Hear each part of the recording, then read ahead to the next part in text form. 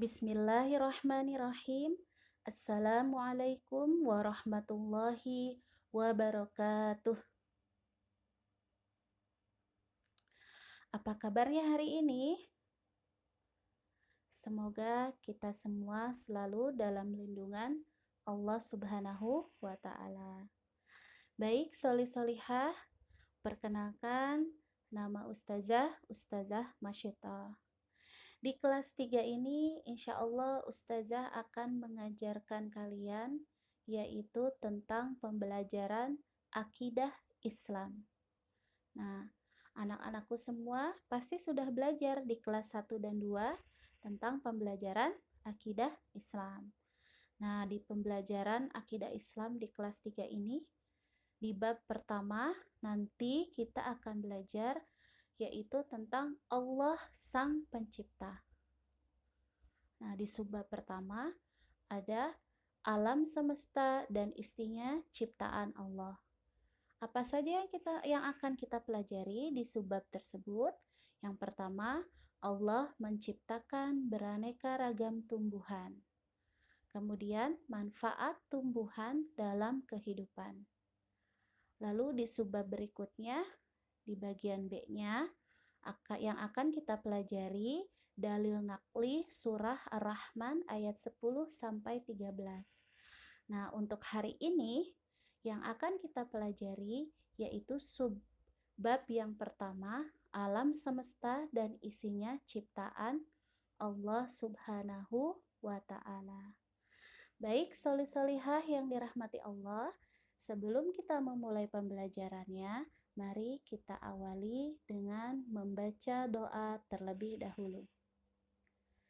Bismillahirrahmanirrahim. Rabbi zidni ilman warzuqni fahman. Ya Allah, berikanlah aku ilmu dan tambahkanlah pemahamanku. Amin. Baik, solih-solihah. Sekarang kita mulai belajarnya. Perhatikan dan simak dengan baik video pembelajaran hari ini. Yang pertama, alam ciptaan Allah. Allah Subhanahu wa Ta'ala menciptakan alam semesta dengan sempurna. Allah menciptakan manusia, gunung, hewan, dan tumbuhan. Tumbuhan yang Allah ciptakan memiliki banyak jenis dan juga banyak manfaat. Nah, sebelum kita masuk ke jenis-jenis dan manfaat tumbuhan, kita perhatikan dulu jenis-jenis tumbuhan berikut. Nah, di sini ada pohon yang sangat rindang dan tinggi, ada juga tumbuhan yang sangat kecil ukurannya, dan juga di sini ada tumbuhan yang memiliki berbagai bentuk daun, ada yang daunnya panjang, ada yang lengkung, ada yang lancip, ya. Dan juga di sini ada tumbuhan yang memiliki ukuran yang sangat tinggi. Nah, itu semua ciptaan Allah Subhanahu wa Ta'ala. Nah, setelah kita melihat gambar-gambar tersebut, bukankah memiliki beragam bentuk pada tumbuhan tersebut? Nah, betul sekali. Jadi, tumbuhan tersebut memiliki beragam bentuk dan ukuran. Sekarang kita akan lihat tumbuhan yang memiliki batang yang sangat tinggi. Nah, di sini contohnya ada pohon bambu. Siapa yang pernah lihat pohon bambu? Nah, kalau di rumahnya itu yang dekat dengan hutan atau kebun, biasanya di situ ada pohon bambu. Nah, kalau kalian pernah lihat, bambu itu memiliki batang yang sangat tinggi. Nanti daunnya ada di ujung, di atasnya, di pucuknya. Nah, selanjutnya contoh tumbuhan yang memiliki batang yang tinggi apa? Pohon kelapa. Betul sekali. Nah, juga selain tumbuhan yang memiliki batang yang tinggi, ada tumbuhan yang memiliki batang yang pendek. Contohnya di sini ada pohon nanas dan pohon stroberi. Ya. Lalu ada tumbuhan yang hidup di air. Nah, di sini di gambar ini ada contohnya tumbuhan yaitu pohon teratai. Nah, pohon teratai itu dia bisa hidupnya hanya di air. Ya, nanti bunganya akan muncul ke atas mengambang karena memiliki akar yang panjang di bawahnya. Lalu ada eceng gondok. Nah, mungkin anak-anakku semua belum pernah lihat ya bunga eceng gondok nih. Bunganya berwarna ungu, daunnya itu melengkung warna hijau, dan eceng gondok itu hidupnya biasanya di rawa-rawa atau di danau atau di kolam-kolam ya. Nah, selanjutnya ada tumbuhan yang hidup di darat. Nah, kalau tumbuhan yang hidup di darat banyak ya. Nah, Ustazah di sini berikan contoh yaitu pohon pisang. Nah, pasti semua sudah pernah melihat pohon pisang ya. Dan juga ada pohon mangga. Itu ya tadi kita lihat kembali ke atas. Jadi Allah menciptakan berbagai macam bentuk dan jenis-jenis tumbuhan. Ada tumbuhan yang memiliki batang yang tinggi, ada tumbuhan yang memiliki batang yang pendek, ada tumbuhan yang hidupnya di air, ada tumbuhan yang hidupnya di darat. Nah, luar biasa. Begitu banyak jenis tumbuhan yang Allah ciptakan. Nah, selain Allah menciptakan jenis-jenis tumbuhan, Allah juga menciptakan daun pada tumbuhan tersebut. Nah, daun itu bentuknya juga macam-macam. Ada daun yang bentuknya menyirip. Nah, lihat. Nah, biasanya contohnya ini ada di daun mawar. Ada juga daun yang bentuknya menjari. Contohnya seperti di daun singkong, ya. Ada daun yang melengkung. Biasanya dia daun sirih atau daun bayam juga bisa. Ada juga daun yang sejajar. Biasanya daun jagung ya. Nah, Allah juga menciptakan berbagai macam buah-buahan dan sayur-sayuran. Coba kita lihat buahnya. Di sini ada buah nanas, ada buah pisang, ada apel, ada melon, ada anggur, ada jeruk. Wah, banyak sekali ya buah-buahannya, ada stroberi. Dan juga Allah menciptakan begitu banyak sayur-sayuran. Nah, di sini ada sayur bayam, ada sayur kol, ada sayur buncis, ada sayur kangkung, ada daun bawang, ada pare. Wah, banyak sekali ya Allah menciptakan berbagai macam sayuran. Nah, siapakah yang menciptakan berbagai jenis tumbuhan tersebut? Betul, dialah Allah Subhanahu wa Ta'ala. Atau yang disebut juga nama lainnya yaitu Al-Khaliq, yang artinya Allah Maha Pencipta. Nah, sebagai manusia, kita harus menjaga ciptaan Allah tersebut. Kita tidak boleh merusaknya. Rasulullah SAW mencontohkan kepada kita agar berbuat baik pada seluruh makhluk Allah. Salah satunya tumbuhan. Nah, bagaimana wujud rasa syukur kita kepada Allah? Kita harus menjaga lingkungan dan alam sekitar dengan baik, yaitu dengan cara yang pertama, membuang sampah pada tempatnya. Jadi, ketika kalian membuang sampah, buanglah pada tempatnya. Jangan membuang sampah sembarangan. Apa akibatnya kalau kita membuang sampah sembarangan? Nah, yang pertama pasti akan terjadinya banjir. Lalu tanah menjadi tidak subur. Nah, itu ya. Jadi kalau sampahnya banyak, lalu dia menghalangi aliran air sungai, lalu tanah itu jadi tidak subur dan pohon-pohon tidak menyerap air karena terhalangi oleh sampah, maka nanti lingkungan kita akan menjadi rusak. Selain terjadi banjir, pohon-pohon tidak sehat, tanah juga tidak sehat. Nah, yang kedua yang harus kita lakukan sebagai rasa syukur kita kepada Allah adalah menanam pohon dan menyiramnya. Siapa yang di rumah punya tanaman atau punya pohon yang ditanam sendiri? Nah, Ustazah sarankan kalian sudah boleh belajar menanam pohon di rumah. Misalnya pohon cabai, pohon tomat.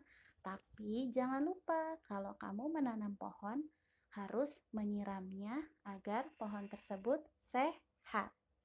Ya. Yang ketiga, rajin membersihkan lingkungan yang ada di sekitar kita. Misalnya jalan-jalan yang ada di lingkungan kita, atau selokan-selokan, atau juga tempat bermain, atau juga masjid ya. Kita harus ikut ketika di kampung kita atau di tempat kita tinggal sedang melaksanakan kerja bakti bersih-bersih lingkungan. Supaya apa? Lingkungan kita menjadi bersih dan sehat. Nah, yang terakhir, tidak mencabut dan merusak tanaman. Ya. Jadi, kita tidak boleh mencabut dan merusak tanaman secara sembarangan. Kalaupun kita misalnya menebang pohon, tapi menebang pohonnya tebang pilih, misalnya pohonnya itu yang sudah tua atau yang membahayakan lingkungan sekitar ketika ada angin besar. Boleh ditebang, tapi setelah itu ditanam kembali dengan bibit yang baru supaya nanti ada lagi tumbuhan dan terjadi penghijauan kembali. Seperti itu ya anak-anakku.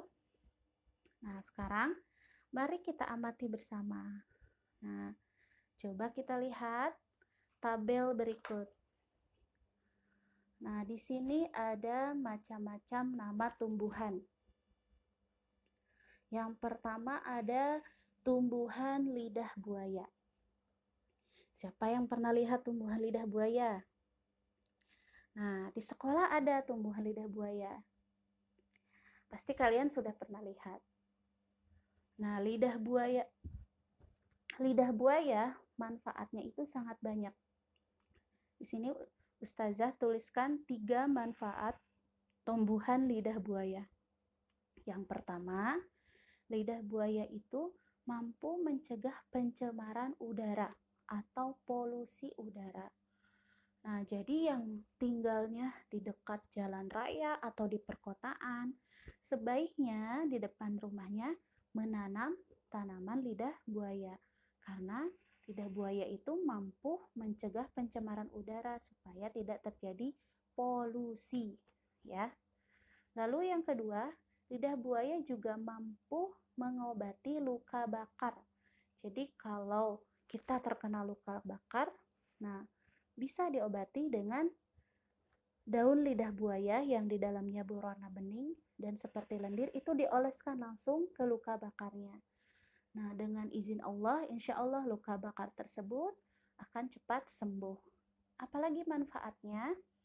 Nah, lidah buaya juga mampu menutrisi atau membuat kulit dan rambut kita menjadi sehat. Nah, makanya kadang-kadang di sampo atau di sabun mandi itu ada sari lidah buayanya ya, supaya kulit dan rambut kita jadi sehat. Nah, yang kedua, pepaya. Nah, pasti kalian tahu buah pepaya. Siapa yang suka makan buah pepaya? Nah, yang suka makan buah pepaya itu baik untuk melancarkan gangguan pencernaan. Misalnya, kalian susah buang air besar. Nah, itu bisa diobati dengan cara banyak memakan buah pepaya. Lalu, buah pepaya juga bisa untuk mengobati demam berdarah. Dan juga yang punya tekanan darah tinggi itu juga mampu diobati dengan sering mengkonsumsi atau memakan buah pepaya. Yang ketiga, ada tumbuhan jeruk nipis. Nah, jeruk nipis itu yang kecil. Untuk apa manfaatnya? Biasanya jeruk nipis digunakan untuk mengobati radang tenggorokan, batuk, dan juga mampu menekan tekanan darah tinggi dan juga amandel. Nih, biasanya kalian nih kadang kan makannya ada yang pedas, terus kadang minum es terus. Nah, biasanya suka terjadi amandel. Nah, kalau mau mengobatinya dengan cara tradisional, bisa menggunakan jeruk nipis. Yang keempat, jambu biji. Nah, jambu biji itu biasanya ada yang berwarna merah, ada yang warna putih isinya. Tapi kalau kulitnya semua rata-rata berwarna hijau, kalau matang biasanya agak kekuningan kulitnya. Nah, manfaatnya untuk apa? Nah, jambu biji itu ternyata mampu mencegah penyakit jantung dan juga mampu menekan tensi darah yang tinggi menjadi rendah. Karena kalau tensi darahnya tinggi itu berbahaya ya. Lalu mampu menurunkan kolesterol. Yang terakhir, alpukat. Nah, alpukat, siapa yang suka makan alpukat? Alpukat itu rasanya enak sekali. Ternyata alpukat itu mengandung vitamin C, B, dan juga kalsium. Vitamin C itu bagus, vitamin B juga sangat bagus. Nah, tubuh kita itu sangat perlu vitamin C, vitamin B, dan juga kalsium ya. Nah, ini hanya beberapa tumbuhan yang kita amati di tabel ini. Sebenarnya masih banyak sekali tumbuhan yang Allah ciptakan dan banyak manfaatnya. Nah, di sini yang kita amati 5 saja dan juga manfaatnya. Nah, kalian untuk tugasnya jangan lupa nanti selesai mendengarkan video pembelajaran ini, kalian tulis kembali di buku tulis tentang nama-nama tumbuhan dan manfaatnya yang ada di tabel ini. Ditulis ulang ya, tulis di buku tulis kalian. Tulisnya yang rapi. Nah, selanjutnya, tadi Allah menciptakan banyak sekali tumbuhan, terus ada sayur-sayuran, ada buah-buahan, ada bunga-bunga, tumbuhan yang batangnya tinggi, yang pendek, yang hidup di air, tumbuhan yang hidup di darat. Nah, siapa yang menciptakan itu semua? Siapa yang menciptakannya? Betul, dialah Allah Subhanahu wa Ta'ala, atau Asmaul Husnanya apa?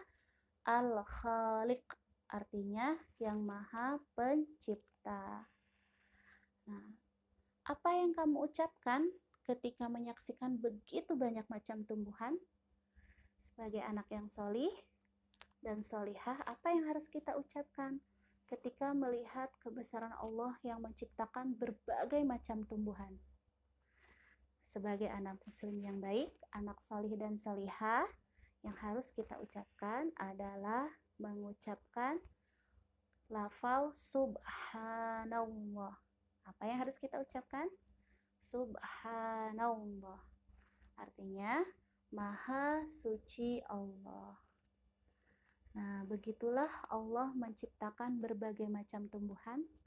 Tidak ada yang mampu menciptakan tumbuhan selain Allah. Allahu Akbar, Allah Maha Besar. Baik, solih-solihah, untuk hari ini cukup sekian video pembelajaran dari Ustazah. Kita lanjutkan di minggu depan, yaitu pembahasannya tentang surah Ar-Rahman ayat 10 sampai 13 ya. Jadi kalian baca dulu surah Ar-Rahman ayat 10 sampai 13-nya. Kemudian kita akan melanjutkan lagi pembelajarannya, yaitu tentang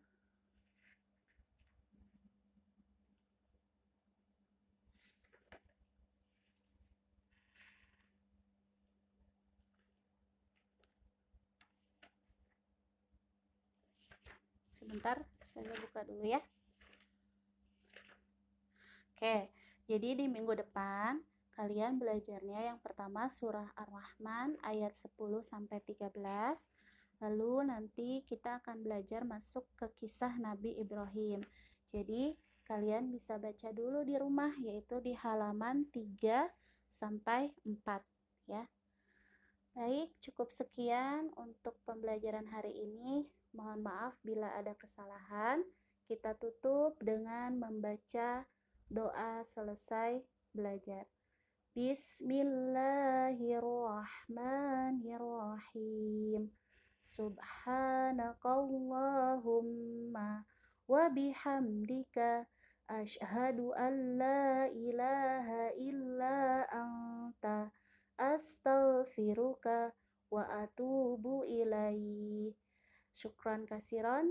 Wabillahi taufiq wal hidayah. Wassalamualaikum warahmatullahi wabarakatuh.